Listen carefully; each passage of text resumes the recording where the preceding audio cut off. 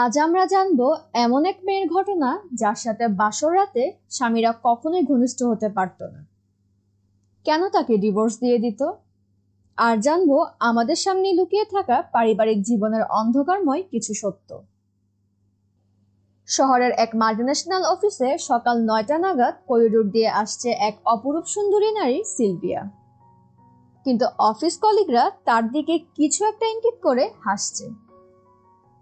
এত সুন্দর হওয়ার পরও পুরুষরা কখনোই তার কাছে আসতো না। সিলভিয়া সবসময় একাই থাকতো, কারণ যখনই কেউ তার সাথে ঘনিষ্ঠ হতে যেত তখনই তার কাছে একটাই অজুহাত থাকতো, আমার মাসিক চলছে।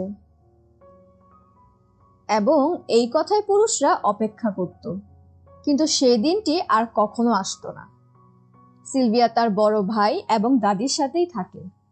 তার বড় ভাই ফজলুর রহমান ছিলেন ডেভেলপার কোম্পানির সিইও।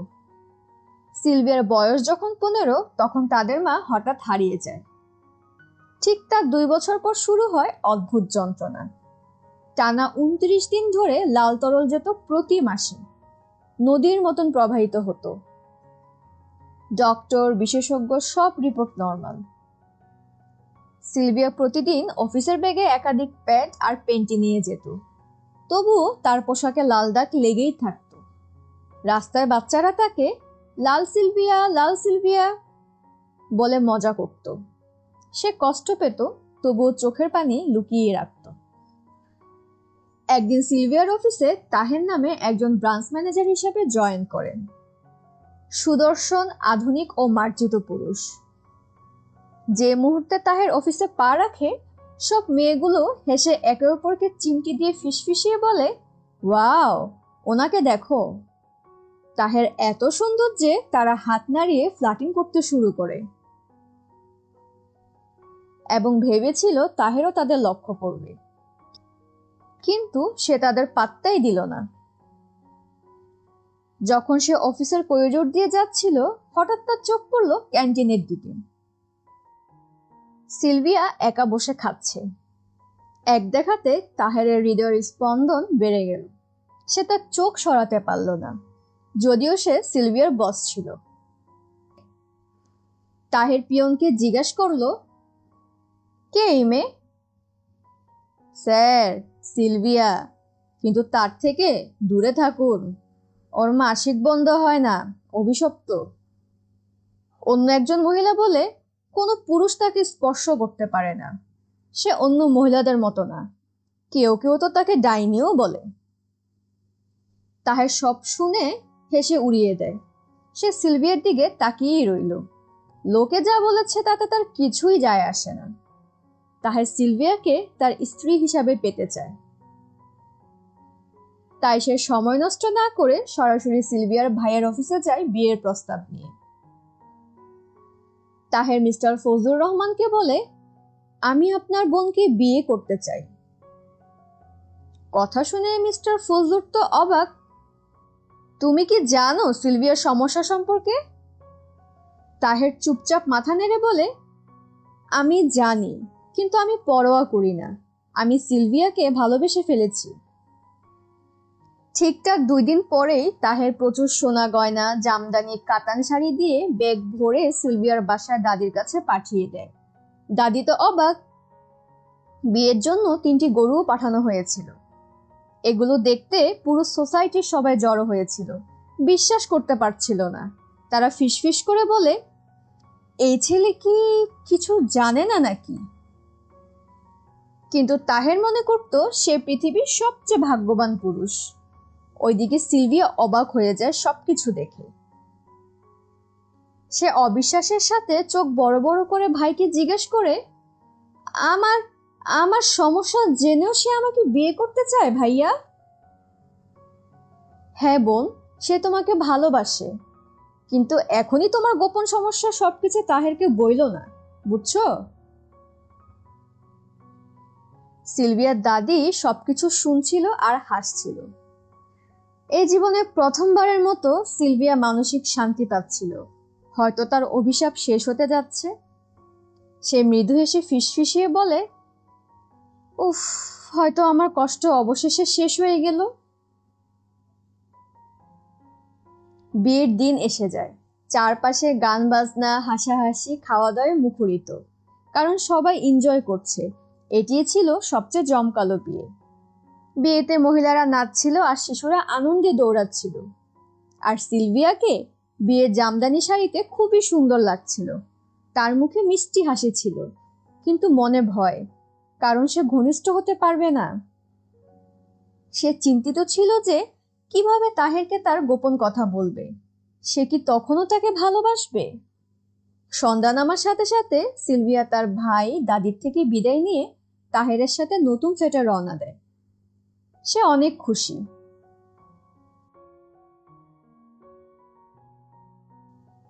তাহের সিলভিয়ার দিকে তাকিয়ে বলে, অবশেষে তুমি শুধুই আমার। সে সিলভিয়ার কাছে যায়, কিন্তু তখন সিলভিয়ার মুখ ফ্যাকাশে হয়ে যায়।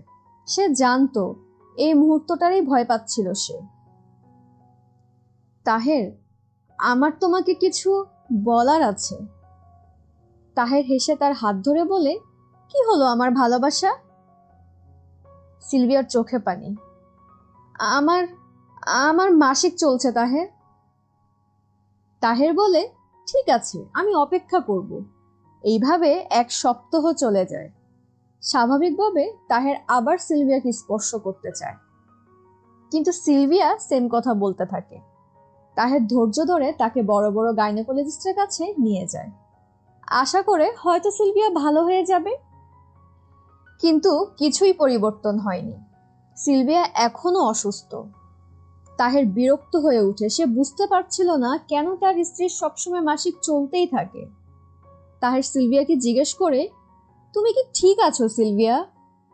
সিলভিয়া মাথা নাড়ে। এক রাতে তাহের সত্য খুঁজে বের করার সিদ্ধান্ত নেয়।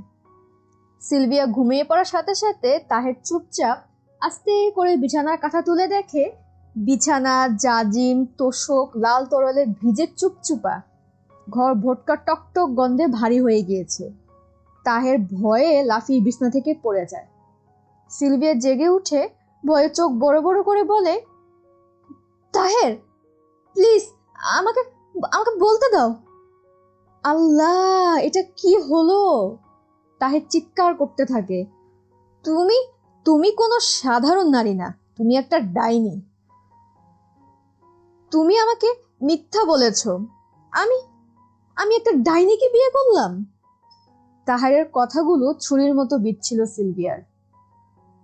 সে কাঁদতে কাঁদতে হাঁটু গেড়ে বসে পড়ে। আমি আমি অভিশাপ চাইনি তাহের। কিন্তু তাহের প্রচুর রেগে যায়। সেই রাতে তাহের অন্য ঘরে শুয়ে পড়ে। পরদিন সকালে তাহের সিলভিয়ার সুটকেস গুছিয়ে দিয়ে একটা উবার ডাকে, আর কোনো কথা না শুনে সে সিলভিয়াকে তার ভাইয়ের বাসায় ফেরত পাঠায়। আর সাথে সাথে সিলভিয়ার চাকরিও স্বাভাবিকভাবে চলেই যায়। আর তাহের কাপুরুষের মতো সিলভিয়ার প্রতিবেশীদের ডেকে ডেকে বলে, ওই মেয়ে একটা ডাইনি, ওর থেকে বাচ্চাদের দূরে রাখবেন, আর কোনো পুরুষ ওর ঘনিষ্ঠ হতে পারবে না, ও একটা পাপ, সাবধান। সিলভিয়া তার ভাইয়ের বাসায় ফেরত আসে। সে আগের চেয়েও অনেক বেশি একা বোধ করছিল। সে তার ভাইয়ের সামনে হাঁটু গেড়ে কাঁদতে কাঁদতে বলে, ভাইয়া, তাহের আমাকে তাড়িয়ে দিয়েছে। মিস্টার ফজলুর রহমানের মুখ রাগে লাল হয়ে যায়। সে দেয়ালে ঘুষি মেরে চিৎকার করে বলে, তুই সমাজে আমার নাক চুল কাটলি, তুই কেমন মেয়ে? কোনো পুরুষই তোকে নিয়ে সংসার করতে পারবে না। সিলভিয়া তার ভাইয়ের দিকে জড় বস্তুর মতো তাকিয়ে থাকে। তার চোখে আর কোনো পানি নেই। মনে হচ্ছিল মাটি তাকে গিলে ফেলুক। সে অনেক দূরে পালিয়ে যেতে চায়, কিন্তু তার কোথাও যাওয়ার জায়গা ছিল না। সে প্রতিদিন রাতে কাঁদতে কাঁদতে ঘুমাতো। সময়গুলো সপ্তাহ থেকে মাসে পরিণত হলো, কিন্তু বরাবরের মতো সিলভিয়ার দাদি চুপচাপ। সিলভিয়ার দাদিকে জিজ্ঞেস করে, দাদি, আমার মা নিখোঁজ হওয়ার পর থেকে কেন আমার লাল তরল বন্ধ হলো না আর? দাদি বলে, সময় মতো সব ঠিক হয়ে যাবে। আসলে 17 বছর বয়স থেকেই সেম কথাই শুনে আসছে সিলভিয়া।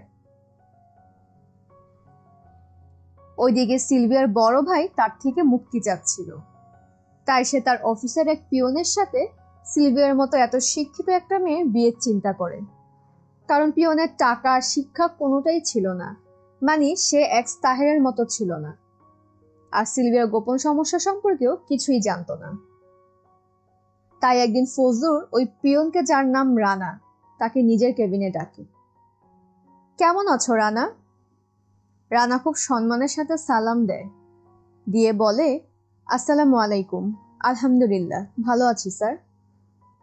ফজলুর বলে, আমার কাছে তোমার জন্য একটা দারুণ অফার আছে, যা শুনে তুমি না করতেই পারবা না। আমার বাসার কাজের মেয়ে মরিয়মকে বিয়ে করো। সে আমার দাদিকে দেখাশোনা করে 6 বছর ধরে। আমরা তাকে ভালো মানুষের কাছে বিয়ে দিতে চাই। যদি তুমি মরিয়মকে বিয়ে করে সারা জীবন সংসার করতে রাজি থাকো, তাহলে আমি তোমাকে ঢাকায় একটা কনফেকশনারি দোকান নিয়ে দিব, যেটার মালিক তুমি হবে। মানে ফজলুর নিজের আপন বোনকে কাজের মেয়ে বলে পরিচয় দিল, কারণ তাদের ক্লাস মিলে না। কি আজব! কথাগুলো শুনে রানার চোখ বড় বড় হয়ে যায়। নিজের নামে কনফেকশনারি দোকান, তাও ঢাকার মতো জায়গায়! এটা স্বপ্নের চেয়েও বড়, কারণ এখন সে বেতন পায় মাত্র 13,000, থাকে টিনের একটা ঘরে। রানা জিজ্ঞেস করে, স্যার, আপনি কেন আমাকে এত কিছু দিচ্ছেন নামমাত্র একটা কাজের মেয়েকে বিয়ে করার জন্য?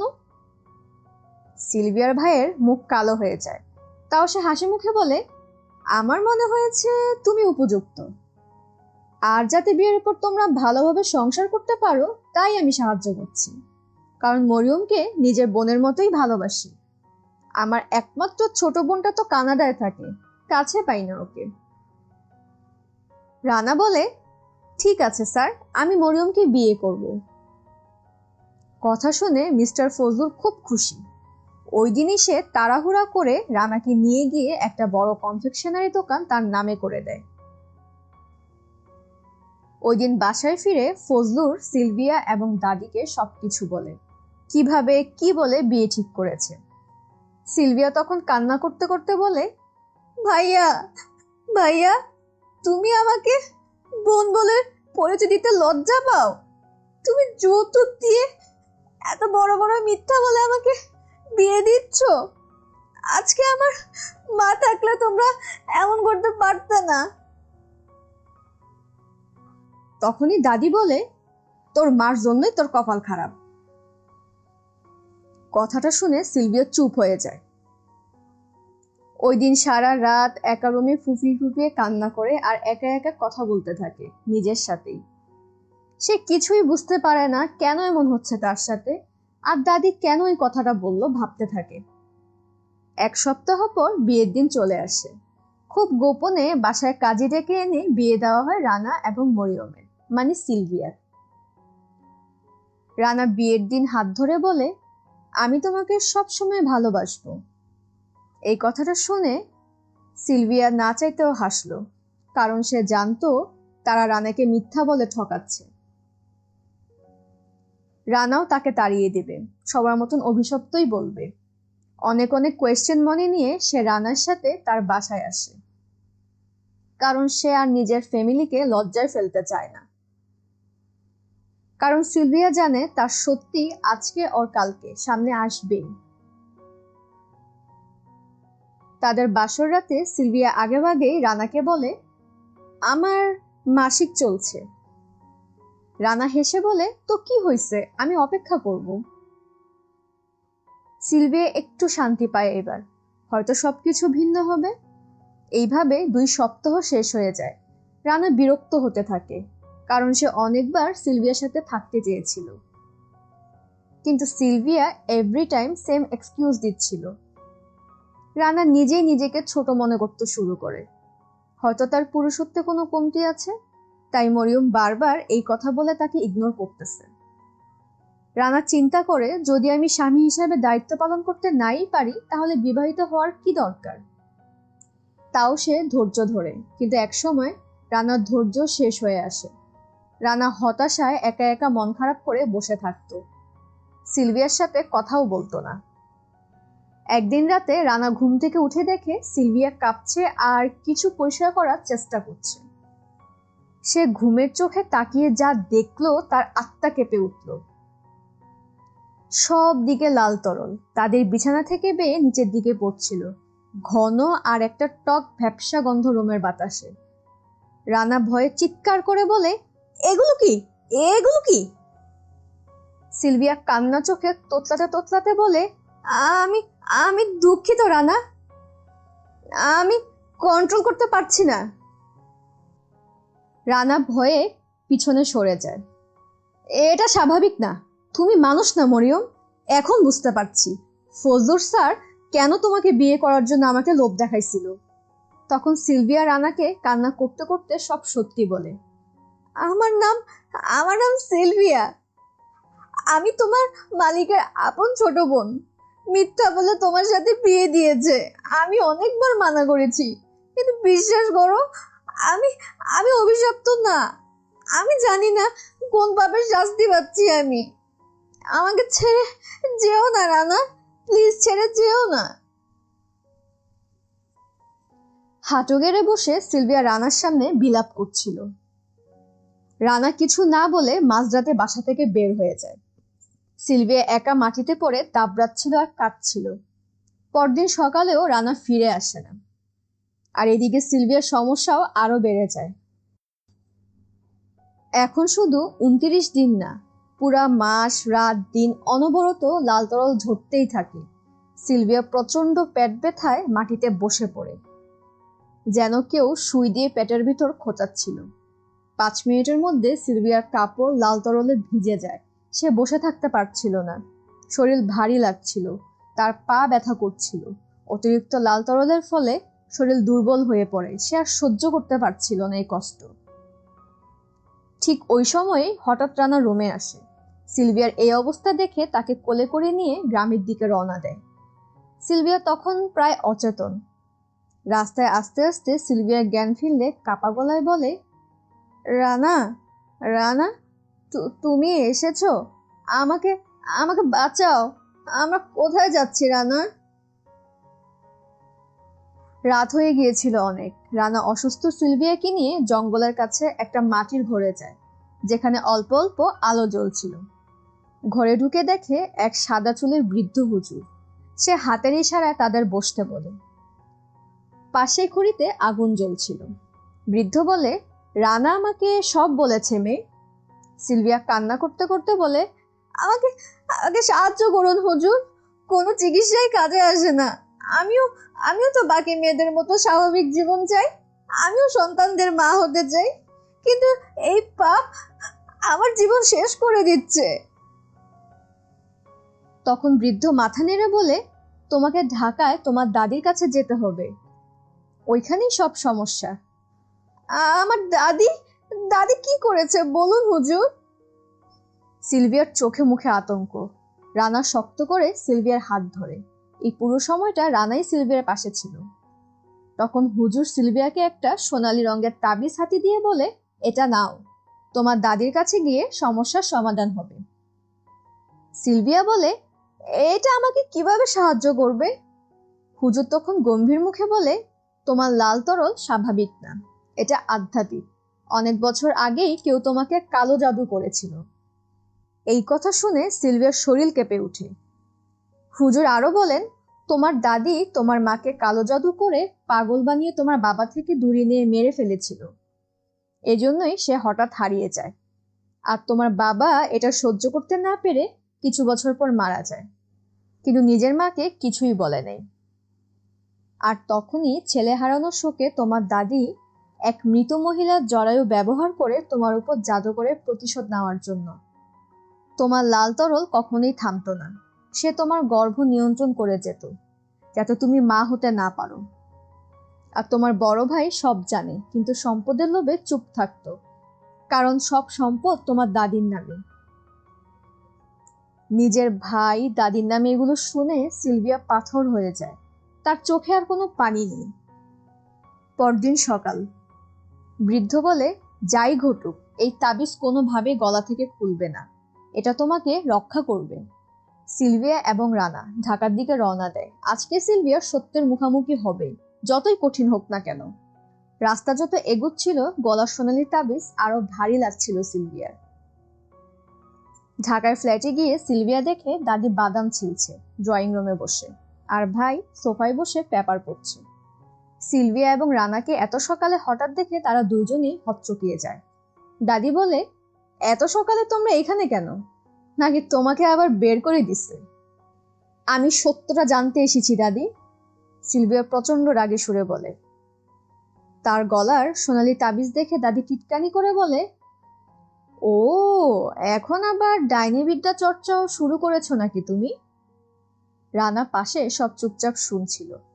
তখন সিলভিয়া প্রচন্ড চিৎকার করে বলে, ডাইনি তো তুমি দাদি, আমার মা বাবা সবাইকে খাইছো আর এখন আমাকে শেষ করতেছো নিজের জিদের বসে। তখনই ফজলুর সিলভিয়াকে মারতে আসে, কিন্তু রানা ফজলুরের হাত ধরে মাটিতে ফেলে দড়ি দিয়ে বেঁধে ফেলে। সিলভিয়া বলে, এখন বুঝতে পারছি ভাইয়া তুমি কেন এমন করতা আমার সাথে, যাতে সব সম্পদ একা ভোগ করতে পারো, কিন্তু তা আর হবে না। সাথে সাথে সিলভিয়া সোনালি তাবিজ গলা থেকে খুলে দাদির দিকে জোরে বাড়ি মারে। তাবিজ দাদির গায়ে লাগার সাথে সাথে প্রচন্ড চিৎকার করে উঠে সে মুখে হাত দিয়ে ফ্লোরে পড়ে যায়। না না, আমি সহ্য করতে পারছি না, দাদি কান্না করছিল আর দাদি হামাগুড়িও দিচ্ছিল। আর তখনই সিলভিয়ার পেটে প্রচন্ড ব্যথা অনুভব করে। মনে হচ্ছিল পেটে আগুন জ্বলছে। নিচে সাদা মার্বেলের ফ্লোর মুহূর্তে লাল তরলে ভেসে যায়। তার পা কাঁপতে থাকে এবং তার শরীর আরো দুর্বল হয়ে আসে। সিলভিয়া রানার কাঁধে ভর দিয়ে দাঁড়ায়। তুমি আমার সাথে কি করলে এটা দাদি? সিলভিয়া নিজের চোখকে বিলিভ করতে পারছিল না। দাদির মুখে দুষ্টু নিষ্ঠুর হাসি। সে চিৎকার করে বলে, আমি তোর মালিক, আমি তোর সাথে যা ইচ্ছা তা করতে পারি। হঠাৎ করে দাদির নখগুলো বড়, মুখ কালো, চুলগুলো কেমন জানি ধূসর হয়ে এক ভয়ঙ্কর রূপ নেয়। সিলভিয়া এবং রানা ভয়ে হোঁচট খেয়ে পিছনের দিকে পড়ে যায়। তারা বিলিভ করতে পারতেছে না যে এটা কি দেখতেছে। সোসাইটির মানুষেরা ততক্ষণে চিৎকার চেঁচামেচি শুনে ফ্ল্যাটের বাইরে জড়ো হয়ে গিয়েছিল। দাদিরূপী শয়তান চিৎকার করে বলে, তোর মা আমার ছেলেকে নিয়ে পালিয়ে গিয়ে বিয়ে করেছিল, অনেক চেষ্টা করেছিলাম সরাতে, কিন্তু আমি আমার একমাত্র ছেলেকে হারিয়ে ফেলি। সেই দিন থেকে তোর মার প্রতিশোধ তোর উপর। আর ফজলুর আমার বংশের একমাত্র প্রদীপ, ওই সব সম্পদের উত্তরাধিকারী তুই কেউ না। এইগুলো শুনে সিলভিয়া ভেঙে পড়ে। তার মানে এতদিন সব তাদের ষড়যন্ত্রই ছিল। আল্লাহ, আমার নিজের পরিবার কিভাবে এমন করতে পারে? এই কথা বলে আর্তনাদ করতে থাকে সিলভিয়া। তখনই হঠাৎ ফ্ল্যাটে উজ্জ্বল আলোয় ভরে যায় এবং বাতাসে সুগন্ধি।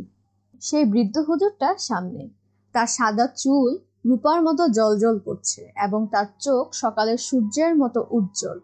আর সে উজ্জ্বল আলো দাদি সহ্য করতে না পেরে চিৎকার করে মুখ ঢেকে ফেলে। হুজুর সময় নষ্ট না করে হাতে থাকা জমজমের পানি দাদির গায়ে ছিটিয়ে দেয়। আগুনের মতো জ্বলছিল।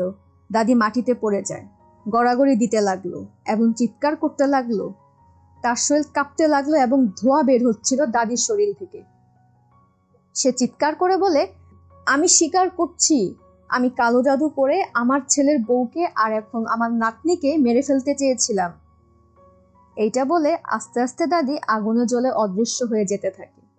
আর সোসাইটির সবাই এগুলো শুনে দেখে নিজেদের চোখকে বিশ্বাস করতে পারছিল না যে এখনো সমাজে এগুলো চলে বা এগুলো এখন এই মডার্ন সমাজে আছে। তার কিছুক্ষণ পরে সিলভিয়া তার শরীরে এক অদ্ভুত পরিবর্তন অনুভব করে। হঠাৎ তার পেট ব্যথা নেই আর তার লাল তরল ঝরাও বন্ধ হয়ে গেছে। সিলভিয়া এবং রানা আনন্দে বৃদ্ধ হুজুরকে ধন্যবাদ দেয় সাহায্যের জন্য। হুজুর জমজমের পানি খেতে দেয় সিলভিয়াকে, বলে এইটা তোমার গর্ভ পরিষ্কার করতে সাহায্য করবে। এই প্রথমবারের মতোই সিলভিয়া এত ফ্রেশ আর হালকা অনুভব করছিল। বৃদ্ধ বলে, তোমার যাত্রাপথ অনেক কঠিন ছিল, কিন্তু তোমার স্বামী তোমাকে ছেড়ে যায়নি বাকিদের মতো, সে তোমাকে সত্যিই ভালোবাসে। সিলভিয়া রানাকে জড়িয়ে ধরে বলে, তুমি আমার সুস্থ হওয়ার একমাত্র মাধ্যম ছিলে, আর বাকিটা আল্লাহ। বৃদ্ধা বলে, তোমরা সুখী হও, এই বলে সে অদৃশ্য হয়ে যায়।